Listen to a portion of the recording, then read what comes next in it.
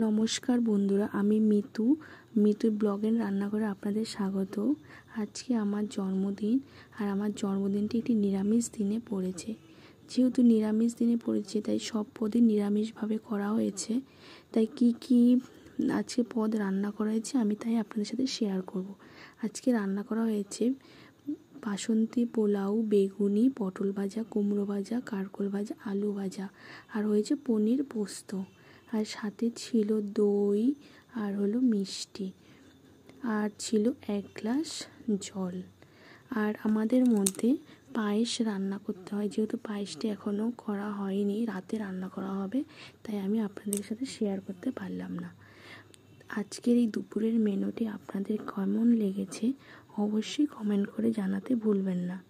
আর আপনারা সবাই আমাকে আশীর্বাদ করবেন, আমি যেন সবাইকে ভালো রাখতে পারি, সুস্থ রাখতে পারি, আর আনন্দ দিতে পারি। ধন্যবাদ।